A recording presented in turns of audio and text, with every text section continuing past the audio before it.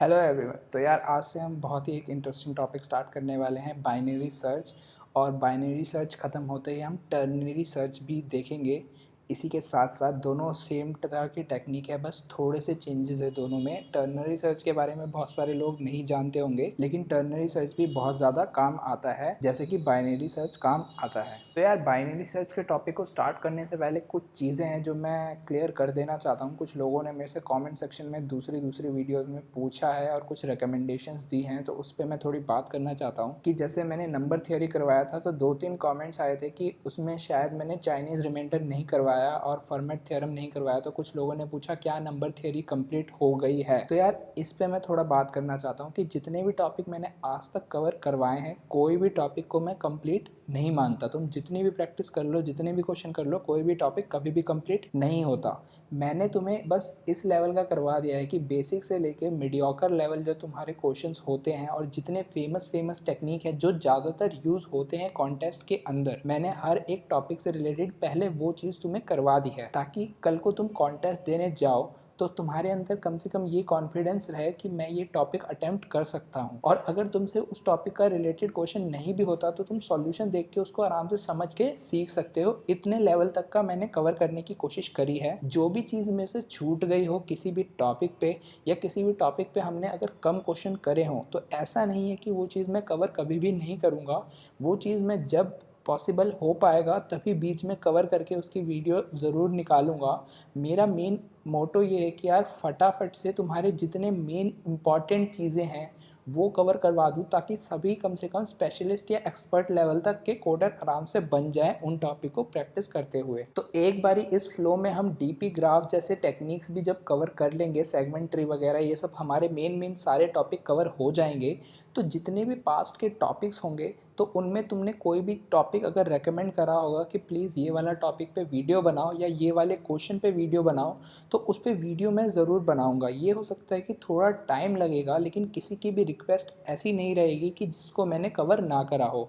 तो उस बात को लेके कोई भी टेंशन ना ले कि कोई एक टॉपिक हमारा छूट जाएगा। इस कोर्स में मैं हर एक चीज़ कवर कराऊंगा। फ्यूचर में कोई भी एक सिंगल टॉपिक भी ऐसा नहीं छूटने दूंगा कि जो कॉम्पिटिटिव कोडिंग में आता हो और मैंने कवर ना करा हो। अगर किसी टॉपिक में तुम्हें लगता है कि यार मैंने ये चीज़ कवर नहीं करी लेकिन कवर करवानी चाहिए, तो उसी टॉपिक के वीडियो में, किसी भी एक वीडियो में तुम कमेंट डाउन कर देना। मैं ताकि जब बाद में रिव्यू करूं अपना कि कौन कौन से टॉपिक में क्या क्या चीज़ें और करवानी चाहिए थी, तो तुम्हारे वीडियो से सजेशन लेके उस टॉपिक पे वो चीज़ करवा पाऊँ। सो आई होप ये चीज़ अब सबको क्लियर हो गई होगी कि हमारा कोई भी एक चीज़ छूटने नहीं वाला। अगर तुम्हें किसी चीज़ पे भी वीडियो चाहिए तो तुम उसको खुल के कमेंट डाउन कर सकते हो। कोई चीज़ मेरे से मिस हो गई हो या मैंने कुछ गलत बताया हो, वो चीज़ भी तुम कमेंट डाउन कर सकते हो। उसमें कोई मनाही नहीं है मेरी तरफ से, और मैं हर एक चीज़ कवर करने की कोशिश करूँगा। बस थोड़ा टाइम लग सकता है क्योंकि एक मैं सिंगल पर्सन हूँ जो वीडियो बनाता हूँ, सारा कंटेंट भी मैं खुद ही डिसाइड करता हूँ, एडिटिंग वगैरह सब कुछ खुद ही करता हूँ। तो इसमें थोड़ा टाइम लग जाता है, लेकिन मैं इस बात की गारंटी देता हूँ कि कोई भी चीज़ मिस आउट नहीं होगी मेरे एंड से, बस थोड़ा सा टाइम ज़्यादा लगेगा। तो यार आज के टॉपिक शुरू करते हैं, बाइनरी सर्च। तो यार बाइनरी सर्च कहाँ पे हम लगा सकते हैं और बाइनरी सर्च होता क्या है, ये कैसे काम करता है, आज की वीडियो में थोड़ी ब्रीफिंग ये दे देता हूँ।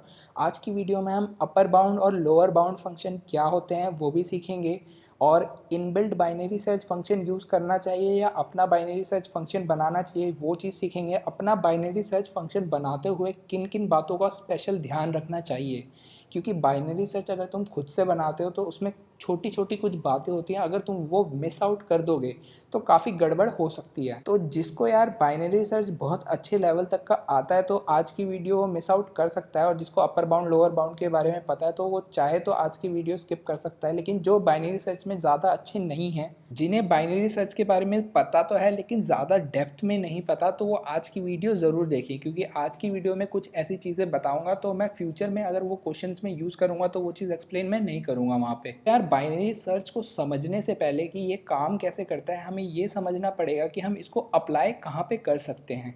जितने लोग ये समझते हैं कि बाइनरी सर्च बस एक सर्चिंग का टेक्निक है कि हम कोई एक एलिमेंट सर्च कर सकते हैं एरे के अंदर बाइनरी सर्च से, तो यार उनको बहुत बड़ा डिसएडवांटेज होगा, क्योंकि बाइनरी सर्च एक सिंपल सर्चिंग टेक्निक नहीं है, बहुत पावरफुल टूल है। तो हम पहले इसको समझते हैं कि ये किन किन जगह पे अप्लाई हो सकता है। तो बाइनरी सर्च हर एक फंक्शन पे अप्लाई हो सकता है जो या तो इंक्रीजिंग फंक्शन हो या तो डिक्रीजिंग फंक्शन हो। अब इंक्रीजिंग या डिक्रीजिंग से मेरा क्या बोलने का मतलब है कि मान लो मेरे ये दो फंक्शन के ग्राफ हैं, एक ये फर्स्ट ग्राफ है, एक ये सेकंड ग्राफ है। तो फर्स्ट ग्राफ में मेरी स्टार्टिंग पॉइंट ये है और एंडिंग पॉइंट मेरी यहाँ पे है, और तुम देख रहे हो बीच में फंक्शन कॉन्टीन्यूसली इंक्रीज ही हो रहा है। और सेकंड ग्राफ में मेरा स्टार्टिंग पॉइंट ये है और एंडिंग पॉइंट ये है, फंक्शन कॉन्स्टेंटली डिक्रीज होता जा रहा है। तो ऐसे जितने भी फंक्शंस होते हैं उनमें हम बाइनरी सर्च लगा सकते हैं। तो हमने सीखा कि ये कहाँ पे लग सकता है, या तो कोई पैटर्न एक इंक्रीजिंग हो या कोई पैटर्न एक डिक्रीजिंग हो। मैं एरे की बात नहीं कर रहा हूँ क्योंकि बहुत लोग दिमाग में ये सेट कर लेते हैं कि हम सॉर्टेड एरे में बाइनरी सर्च लगा सकते हैं। ये बात तुम्हें दिमाग में सेट नहीं करनी। सॉर्टेड तुम्हारा फंक्शन होना चाहिए, तुम्हारी क्वांटिटी होनी चाहिए जिस पे तुम लगा रहे हो, ना कि एरे हो। ज़रूरी नहीं है हम सॉर्टेड एरे के अंदर ही बाइनरी सर्च लगाते हैं। जब इसके हम क्वेश्चंस देखेंगे तो देखेंगे कि कितने क्वेश्चंस ऐसे होते हैं जिसमें तुम्हें अंदाज़ा नहीं होगा कि इसमें बाइनरी सर्च लग सकता है, लेकिन उसमें बाइनरी सर्च लगता है बस इसी प्रॉपर्टी की वजह से कि वो फंक्शंस तुम्हारा इंक्रीजिंग होता है या तो डिक्रीजिंग होता है। तो हमने देखा कि बाइनरी सर्च यहाँ पे लग सकता है। बाइनरी सर्च काम कैसे करता है, तो जो भी ऐसा फंक्शन होता है इंक्रीजिंग या डिक्रीजिंग, उसके लिए हमें उसका लोअर बाउंड और अपर बाउंड पता होता है। लोअर बाउंड और अपर बाउंड का मतलब मेरा ये है कि जो स्टार्टिंग पॉइंट है उस फंक्शन की वैल्यूज़ का और जो एंडिंग पॉइंट है उस फंक्शन की वैल्यूज़ का, हमें ये दो रेंज पता है कि हमारा आंसर इसी रेंज के अंदर लाई करता है। एक बार अगर हमें रेंज पता है कि हमारा आंसर किस रेंज के अंदर लाई करता है, और ये चीज़ पता है कि ये रेंज या तो हमारी कॉन्टीन्यूसली इंक्रीजिंग है या तो ये रेंज हमारी कॉन्टीन्यूसली डिक्रीजिंग है, तो उसमें हम बाइनरी सर्च लगा सकते हैं। हम बाइनरी सर्च में कहते हैं कि हमारे आंसर को हम मिड बना लेते हैं कि ये जो फंक्शन का स्टार्टिंग और एंडिंग पॉइंट है, इसका जो ये मिड पॉइंट है, हम ये एज्यूम कर लेते हैं कि मान लो हमारा यही एक आंसर है। तो फिर हम इस मिड को कंपेयर करते हैं, क्या ये मिड हमारा आंसर है। अगर हमारा मिड आंसर होता है तो वहीं पे हमारा काम ख़त्म हो जाता है और हमें आंसर मिल जाता है। लेकिन अगर ये मिड हमारा आंसर नहीं है तो इस केस में दो पॉसिबिलिटीज़ हैं। क्योंकि फंक्शन इंक्रीजिंग है तो मिड अगर हमारा आंसर नहीं है तो आंसर या तो हमारा मिड से छोटा होगा या तो आंसर हमारा मिड से बड़ा होगा। तो इंक्रीजिंग और डिक्रीजिंग फंक्शन लेने का हमारे को यहाँ पे एडवांटेज होता है कि हम अगर कंपैरिजन करेंगे मिड का आंसर के साथ तो हमें पता होगा, हमें दो ही चीज़ तीन चीज़ मिल सकती है। या तो मिड इक्वल्स टू आंसर होगा, या तो मिड हमारा लेस देन आंसर होगा, या तो मिड हमारा ग्रेटर देन आंसर होगा। और लेस देन और ग्रेटर देन के केस में हमें इस फंक्शन में आराम से पता है कि अगर ग्रेटर होगा तो हमें ऊपर की तरफ जाना है, अगर लेस होगा तो हमें नीचे की तरफ जाना है। हमें कोई भी कन्फ्यूजन नहीं होगी कि हमें अब किस डायरेक्शन में मूव करना है। Same as with decreasing function. Decreasing function में भी अगर मिड हमारा छोटा होगा तो हम इधर ऊपर की तरफ यानी स्टार्ट की तरफ जाएंगे, अगर मिड हमारा बड़ा होगा तो हम एंड की तरफ जाएंगे। तो इंक्रीजिंग और डिक्रीजिंग फंक्शन का मेन मोटो हमारा यही था कि हमें ये चीज़ हमेशा हर स्टेप में पता होनी चाहिए कि अगर हमारा मिड आंसर से मैच नहीं करता है तो हमें किस डायरेक्शन में मूव करना है। तो मान लो हमने कोई एक मिड निकाला, मतलब इस बड़े वाली रेंज का हमने मिड निकाला और इसको आंसर से हमने कंपेयर करा, तो हमने देखा कि जो हमारा मिड है वो हमारे आंसर से थोड़ी बड़ी वैल्यू है, यानी कि हमारा आंसर मिड से छोटा होना चाहिए। तो अगर आंसर हमारा मिड से छोटा होना चाहिए तो हम देखेंगे कि ये जो मिड पॉइंट है इससे किसी एक छोटी वैल्यू पे ही हमारा आंसर एग्जिस्ट करता है। तो अगर हमें ये बात पता है तो इससे जितनी भी ये बड़ी वैल्यू है इसको अब कंसीडर करने की हमें कोई ज़रूरत नहीं है। तो हम क्या करेंगे कि हमारा ये जो एंड पॉइंट है इसको हम मिड से एक छोटी वैल्यू दे देंगे, क्योंकि मिड हमारा आंसर नहीं है तो मिड को भी अब कंसीडर करने की ज़रूरत नहीं है। तो मिड से एक छोटी वैल्यू हमने एंड पॉइंट बना लिया अपना। तो अब हमारी करंट रेंज ये वाली रेंज हो जाएगी और हमने दोबारा से उसमें मिड निकाला और उसको आंसर से कंपेयर करा। अब अगली बारी मान लो कि हमारा जो मिड है वो आंसर से छोटा होता है। तो मान लो यहाँ कहीं पे मेरा मिड है और आंसर मेरा इससे बड़ा है, तो हमें पता है कि वैल्यू हमारी कोई इस रेंज के अंदर है। तो उस केस में हम अपने स्टार्ट को मिड से एक बड़ी वैल्यू दे देंगे, क्योंकि मिड पे हमारा आंसर एग्जिस्ट नहीं करता। तो हमारा फिर नई रेंज ये छोटी वाली हो जाएगी। तो इसमें देख रहे हो कि जो हमारा सर्चिंग का एरिया है हर एक सर्च के बाद वो हाफ होता जा रहा है। तो प्रॉब्लम हर एक सर्च के बाद हाफ में डिवाइड होती जा रही है। और जैसा कि मैंने टाइम कॉम्प्लेक्सिटी में बताया था कि अगर तुम्हारी हर एक सर्च के बाद प्रॉब्लम हाफ से डिवाइड हो रही है या हाफ मल्टीप्लाई हो रही है, तो उस केस में हमारा time complexity log of n आता है। तो बाइनरी सर्च का हमने देखा कि ये कोई भी चीज़ सर्च करता है या कोई भी चीज़ फाइंड करता है तो हर एक आइट्रेशन में इसका प्रॉब्लम साइज हाफ कर देता है, तो टोटल हमारा टाइम कॉम्प्लेक्सिटी बाइनरी सर्च का log n आ जाता है। जैसे हमने इस इंक्रीजिंग फंक्शन के लिए करा वैसे ही सेम डिक्रीजिंग फंक्शन के लिए भी कर सकते हैं। उसमें कोई फ़र्क नहीं पड़ता हमें कि फंक्शन इंक्रीजिंग है या डिक्रीजिंग है, क्योंकि हमें पता है कि एक पर्टिकुलर पॉइंट से ऊपर अगर हम जाएंगे तो हमारी सारी वैल्यू या तो बढ़ेगी या तो डिक्रीज़ होगी, और एक पर्टिकुलर पॉइंट से हम नीचे आएंगे तो सारी वैल्यू या तो बढ़ेगी या तो डिक्रीज़ होगी। तो इस तरीके से हम बाइनरी सर्च को अप्लाई कर पाते हैं। आज की वीडियो में मैं कोई एक हैवी क्वेश्चन नहीं करवाने वाला, हम दो ही चीज़ देखेंगे कि बाइनरी सर्च से कैसे कोई एलिमेंट फाइंड होता है, कैसे हम बाइनरी सर्च के इनबिल्ट फंक्शन की मदद से ये पता लगा सकते हैं कि एलिमेंट प्रेजेंट है कि नहीं है, बाइनरी सर्च का इनबिल्ट फंक्शन कब यूज़ करना चाहिए और कब अपना वाला बाइनरी फंक्शन यूज़ करना चाहिए, ये चीज़ देखेंगे।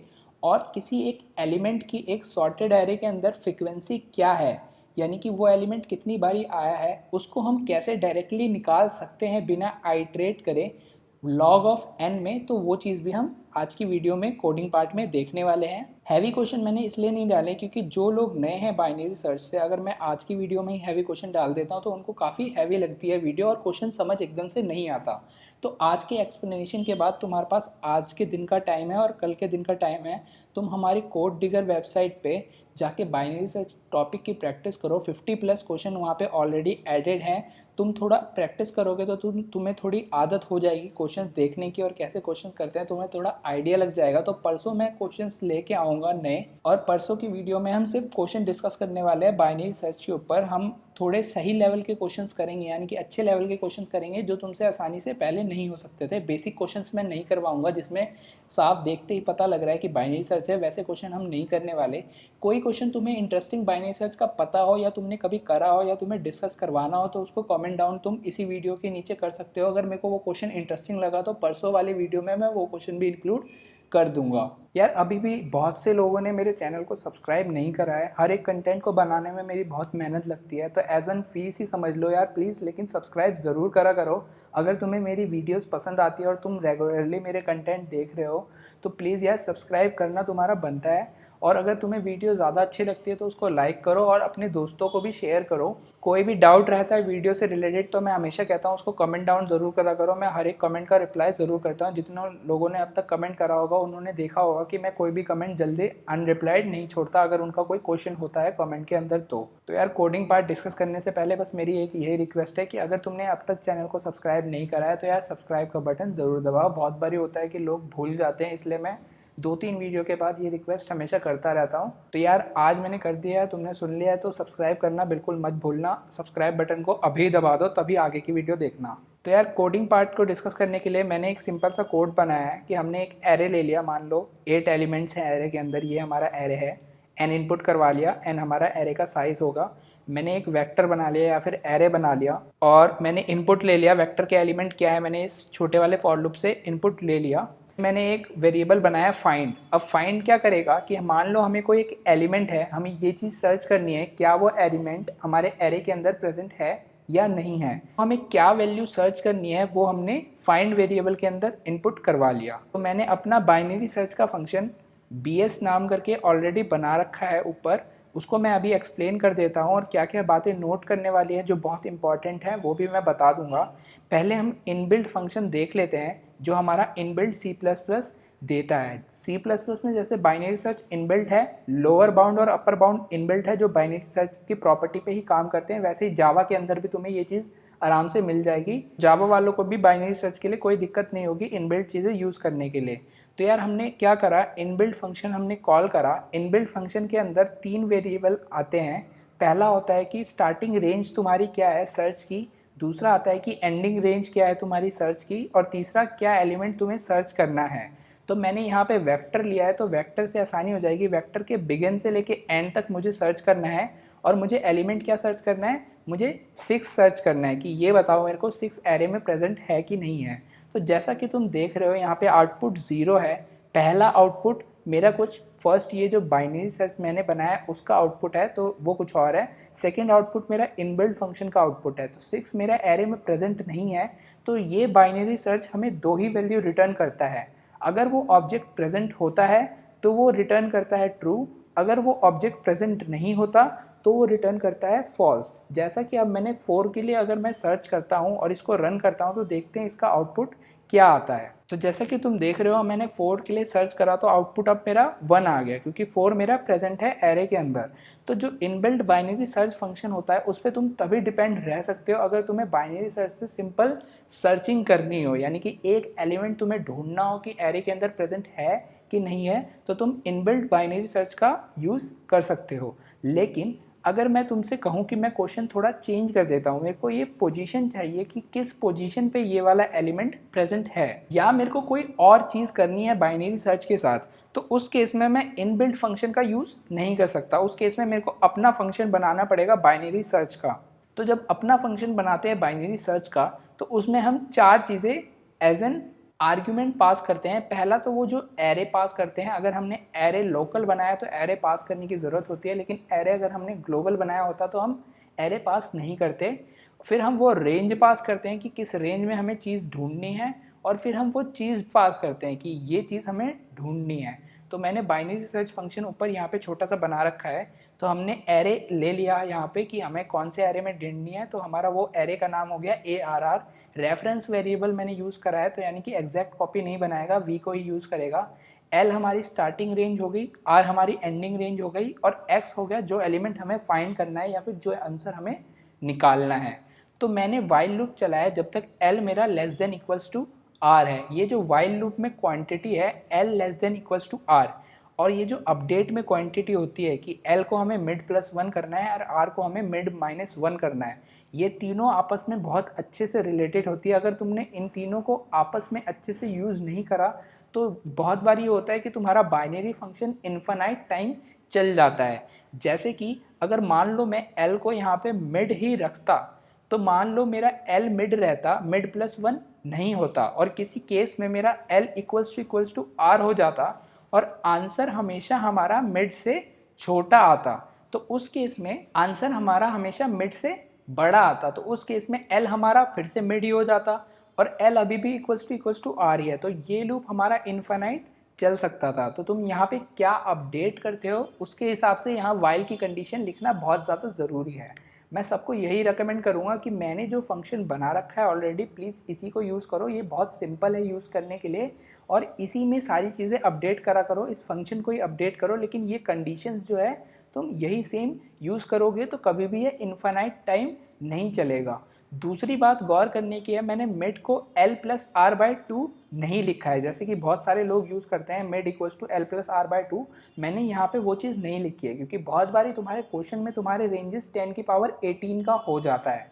तो मान लो तुम्हारे दो बहुत बड़े नंबर हैं, L भी बहुत बड़ा है और R भी बहुत बड़ा है, और तुम L+R/2 करते हो, तो कंप्यूटर जब कंपाइल करता है तो वो पहले L+R करेगा। तो दो बहुत बड़े वैल्यूज़ तुम्हारे जब तुम ऐड करोगे तो बहुत बारी होता है कि तुम्हारा वैल्यू ओवरफ्लो हो जाता है। अगर वो ओवरफ्लो हो गया तो वो एक गार्बेज वैल्यू स्टोर कर लेगा और उसका तुम हाफ करोगे तो तुम्हारा आंसर कभी भी सही नहीं आएगा। तो उस ओवरफ्लो से बचने के लिए मैंने क्या कहा, मैंने कहा L करो प्लस R-L/2 करो। अब R हमारा बहुत बड़ा है, लेकिन अब उसमें से हम माइनस कर रहे हैं बहुत बड़ी वैल्यू, तो ये हमारा हमेशा रेंज के अंदर रहेगा, और इसको फिर हम हाफ कर देंगे तो ये हमारी थोड़ी छोटी वैल्यू हो जाएगी, और इसको जब हम L में ऐड करेंगे तो ये कभी भी ओवरफ्लो नहीं होगा। तो बड़ी से बड़ी वैल्यू भी कितन क्यों ना आ जाए, 10⁻18 तक की वैल्यू भी हमारे ये मिड वाली चीज़ हैंडल आराम से कर लेगी। तो मैं यही कहूँगा, सबको यही सजेस्ट करूँगा कि मिड के लिए हमेशा तुम यही चीज़ यूज़ करो। अब बात करते हैं कि हमारा बाइनरी फंक्शन काम कैसे करता है। तो हमने स्टार्टिंग और एंडिंग रेंज एक ले ली। हमने कहा जब तक हमारी जो स्टार्टिंग रेंज है वो हमारी छोटी या फिर इक्वल है हमारे एंडिंग रेंज तक, तब तक हम बाइनरी सर्च अप्लाई करते जाएंगे बार बारी। हमने एक मिड निकाल लिया कि मिड पोजीशन क्या है हमारी, L+R-L/2।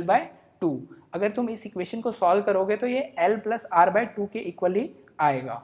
तो फिर हमने कहा कि इफ़ एरे का जो मिड एलिमेंट है वो हमारा इक्वल्स टू x है, यानी कि हमारा जो आंसर है वो हमारा मिड के इक्वल है, तो रिटर्न कर दो मिड, कि हमें पोजीशन चाहिए थी कि वो कौन सी पोजीशन है जिसमें वो एलिमेंट प्रेजेंट है।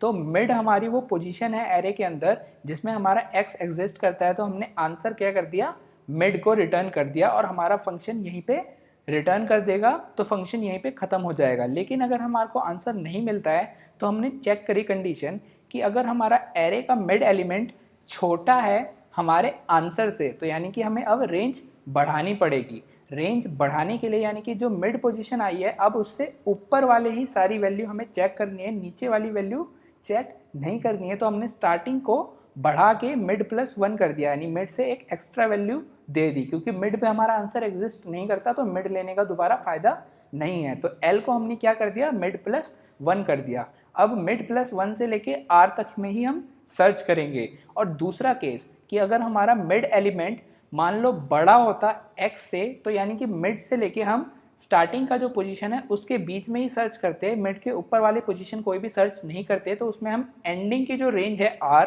उसको हम डिक्रीज कर देते हैं मिड माइनस 1 से। तो मिड माइनस 1 से हमने डिक्रीज कर दिया, तो स्टार्टिंग से लेके मिड माइनस 1 तक के लिए अब बाइनरी सर्च हमारा चलेगा। तो ये लूप जब तक चलता रहेगा जब तक हमें वो एलिमेंट मिल नहीं जाता। तो मान लो अगर ऐसा होता है कि हमारे पूरे एरे में वो एलिमेंट प्रेजेंट नहीं होता, तो एक कंडीशन ऐसी आएगी कि हमारा जो लोअर लिमिट है वो मिड प्लस 1 हो जाएगा और आर हमारा उस केस में पहले से ही मिड था, यानी कि एल हमारा ग्रेटर देन आर हो जाएगा। तो ये कंडीशन फॉल्स हो जाएगी और ये लूप एंड हो जाएगा। अगर ये लूप एंड होता है और फंक्शन ने अब तक कोई भी चीज़ रिटर्न नहीं करी है तो ऑब्वियस सी बात है कि हमें वो एलिमेंट नहीं मिला है। तो उस केस में हम -1 रिटर्न कर देंगे। अगर फंक्शन -1 रिटर्न कर रहा है तो हमें समझ आ जाएगा कि हमारी जो वैल्यू है वो प्रेजेंट नहीं है एरे के अंदर।